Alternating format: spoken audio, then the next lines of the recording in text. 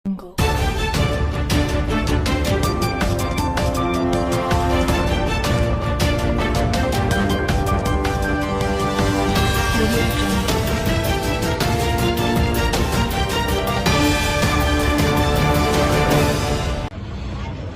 నియోజకవర్గ ఓటర్లలో ఒక నిశ్శబ్ద విప్లవం చాప కింద నీరులా పోతోంది.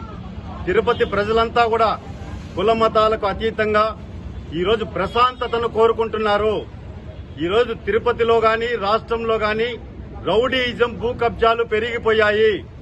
ఈరోజు ప్రజలంతా కూడా అభద్రతా భావంతో జీవిస్తా ఉన్నారు. వ్యాపారస్తులు గాని ఉద్యోగస్తులు గాని స్థానికులు గాని దినదిన గండంగా జీవిస్తా ఉన్నారు.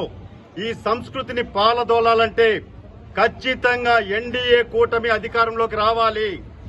బీజేపీ నరేంద్ర మోడీ గారి నాయకత్వంలో, అదేవిధంగా చంద్రబాబు నాయుడు గారు జనసేన నాయకత్వంలో ఖచ్చితంగా ఎవరైతే ఆరణి శ్రీనివాసులు ఎమ్మెల్యేగా, అదే విధంగా వరప్రసాద్ గారు ఎంపీగా పోటీ చేస్తున్నారు, ప్రజలంతా కూడా ఈరోజు ముందుకొచ్చి ఓటు వేయాల్సినటువంటి సమయం ఆసన్నమైంది.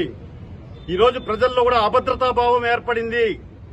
ఈరోజు మనం రాష్ట్రం ఈరోజు జగన్మోహన్ రెడ్డి అధికారంలోకి వచ్చిన తర్వాత ఆస్తి పన్ను పెంచేశాడు. అదేవిధంగా నీటి ఛార్జీలు పెరిగిపోయినాయి. చెత్త మీద పన్నేస్తున్నాడు. సాక్షాత్తు వెంకటేశ్వర స్వామి దర్శనానికి తిరుపతి వాసులు వెళ్లాలంటే వెళ్లలేని పరిస్థితి. స్థానికులకు తిరుమల శ్రీవారిని దూరం చేసిన ఘనత ఈ రోజు ఈ అధికారంలో ఉన్నటువంటి నాయకులకే చెల్లుతుంది. ఈరోజు లడ్డూ ధర పెంచేశారు, అద్దె గదుల ధర పెంచేశారు. స్వామివారి సొమ్ముని దారి దోపిడీ దొంగల్లాగా దోచుకునేస్తున్నారు. మన స్వామిని మనం కాపాడుకోవాలి. వెంకటేశ్వర స్వామి పాదాల చెంత తిరుపతి పవిత్రంగా ఉండాలంటే ఖచ్చితంగా ఎన్డీఏ కూటమి అభ్యర్థులు గెలవాల్సినటువంటి ఆవశ్యకత ఉన్నది. ఈ రోజు తిరుపతిలో ఎక్కడన్నా చూడండి, ఈరోజు రోడ్డు వైడనింగ్ మాస్టర్ ప్లాన్ రోడ్లతో దర్జాగా దోచుకునేశారు.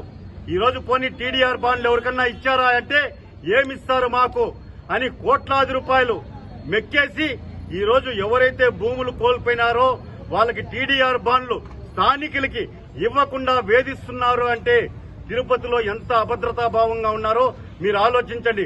ఎన్డీఏ కూటమి అధికారంలోకి వచ్చిన తర్వాత ప్రతి ఒక్కరికి కూడా టీడీఆర్ బాండ్లు తీర్చే బాధ్యతని మేము తీసుకుంటామని చెప్పని తెలియజేసుకుంటూ ఖచ్చితంగా ఎన్డీఏ కూటమి అభ్యర్థుల్ని అఖండ మెజార్టీతో గెలిపించాలని చెప్పని తిరుపతి నగర ప్రజలందరికీ కూడా రెండు చేతులు జోడించి విజ్ఞప్తి చేస్తున్నానండి.